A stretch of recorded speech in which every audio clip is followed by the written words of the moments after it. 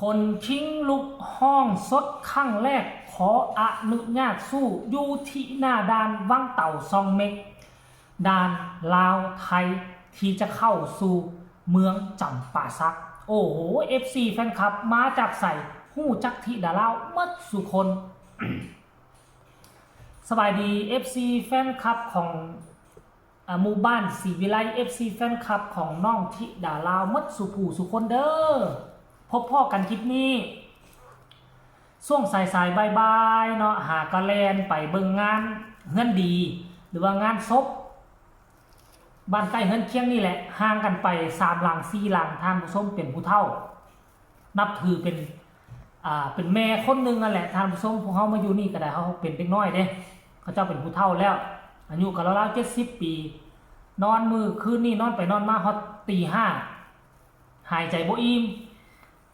แล้วก็ไปเลยท่านผู้ชมเนาะคนฮักคนแพงกันนี่แหละเอามาเข้าสู่หัวข้อรักของพวกเขาหลายคนคองคอยหลายคนติดตามพี่น้องทั้งฟังไทยกับคอยส่งเนาะคอยส่งให้ทีมงานศรีวิไลเดินทางเข้าลาวทางฟังลาวก็รอท่าต้อนรับอยู่ท่านผู้ชมเอ้ยแต่ว่าก่อนที่จะข้ามด่านมันมีเหตุการณ์นี้ซึ่งเป็นความประทับใจ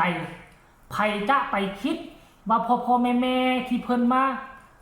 นั่งรอท่าเฮ็ดเวียกเฮ็ดว่าอยู่ที่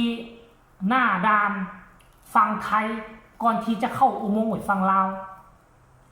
บ่ว่าจะอยู่ด่านใดมันก็จะมีกลุ่มพ่อค้าเช้าขายเรานี่แหละฝั่งลาวก็มีฝั่งไทยก็มี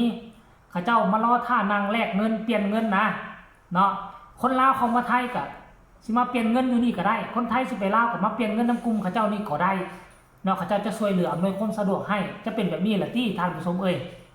เห็นเขาเจ้านางกันละเนระนาดจนเป็น10 คนหู้จักทิดาลาวมาท่วงมาทักฟังเพลงนะเขาฟังข้ามโคงกันละคนคิงลูกวาสั้นล้มกันไปล้มกันมาถือคอกันจกโทรศัพท์มาถ่ายคลิปน้องทิดาลาวกับโซลีลาห้องเพลงขออนุญาตสู้ครั้งแรกอยู่ที่หน้าด่านห้องจบเสียงปรบมือดังสวดป๊าดเถอะFCแฟนครับขนาดยังบ่ทันไปถึงลาวก็ยังเกิดเรื่องเล่าประทับใจแบบนี้แล้วพวกเจ้าคิดว่าคอนเสิร์ตมื้อค่ำคืนนี้น่ะเวทีสิบ่แตกอาญาพุ่นหวาโอ้โหหลายคนอยู่ในนี่บอกว่าเลยโอ้ฮู้จักห้องเพลงได้ยินเสียงเพลงแล้วคนคิงลูกว่าสั่น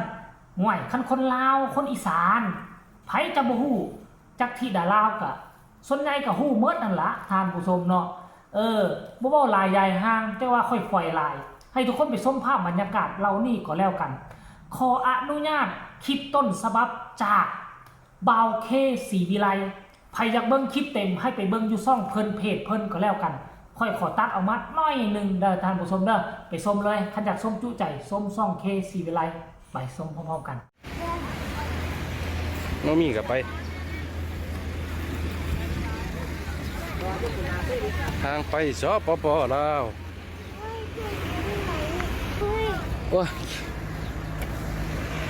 ไปครับเข้าไปเข้าห่มก่อนก็ได้นะ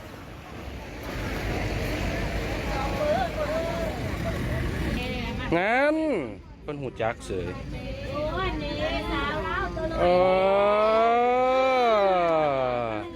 นั่งไปนั่งมาหูจักกันเสยเขาจำอะไรเลยคนดุกตัวใด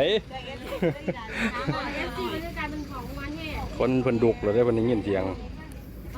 อย่าลองนะเดี๋ยวเพิ่นได้ยินบ่ให้ต้องฝากเพลงเพิ่นก่อนคันร้องเพลงน่ะคนสิดุกอะไรวะฝากเพลงใหม่เลยครับตั้งไว้แล้วค่ะเพิ่งปล่อยเมื่อกี้นี้เองตอน9 โมงนี่ครับขออนุญาตสู่ค่ะ9 โมง 39 นาทีเพิ่งปล่อยมายังไม่ถึงชั่วโมงเลยขออนุญาตสู่เด้อครับฝากพี่น้องน้ำแน่ครับผลงานซิงเกิลใหม่ของน้องธิดาลาวนะครับสู่คือกันเพิ่นนะขออนุญาตสู่เลยแล้วเนาะเอาขออนุญาตสู่เลยเอาขออนุญาตสู่ทอนนั้นเลยขออนุญาตเลย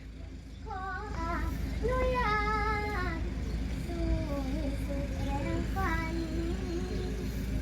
ื่อยกายช่างมัน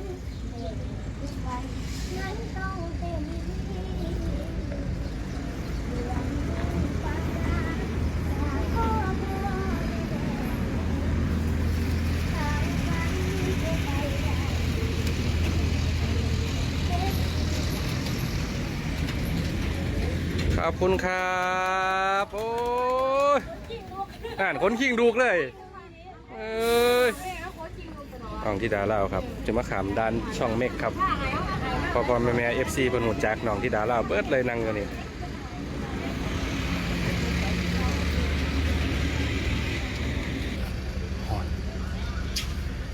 ฮอนบ่เกะเกะธรรมดาคือบอกใหญ่แท้วะติดกระจกเลยเด้อหยัง เป็นมากั้งขนมให้ เล่าเหรอครับนี่โตเป็นเลยเหรอครับนี่พอมันจือใดนะ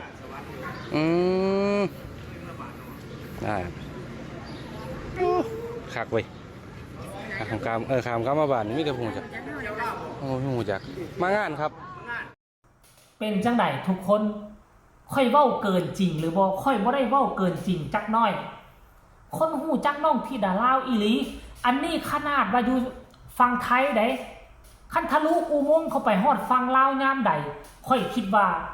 ตั้งแต่ประชาชนยันฮอดแม่ค้าเช้าขายยันฮอดคนที่เฮ็ดเวียกอยู่ในด่านทหารตำรวจต้องท่วงต้องทักน้องธิดาลาว100%ท่านผู้ชมคันสิว่าน้องบ่ดังไปใส่กับคนหูจักอันนี้งงบอกงงว่ะงงบางคนว่าโอ้บ่ดังซ้ำนี่ซื้อเอิ้นว่าดังในจังไดวะว่าซั่นเด้คันบ่ดังอยู่ด่านก็มีคนหูจักไปห้านค้าห้านขายไปกินข้าวกับคนหูจักไปนอนโรงแรมกับคนหูจักอันนี้เขาก็เอิ้นว่าดังหั่นล่ะท่านผู้ชมอาจจะดังอยู่ในกลุ่มน้อยๆพวกเฮานี่เนาะอันนี้เฮาก็เอิ้นว่าดังในกลุ่มของเฮาแล้วท่านผู้ชมเนาะอันนี้เรื่องเล่าที่มันเกิดขึ้นระหว่างการเดินทางยังบ่เข้าจุดหมายปลายทางแต่ว่าตอนนี้นี่เข้าสู่ฝั่งลาวแล้วแหละ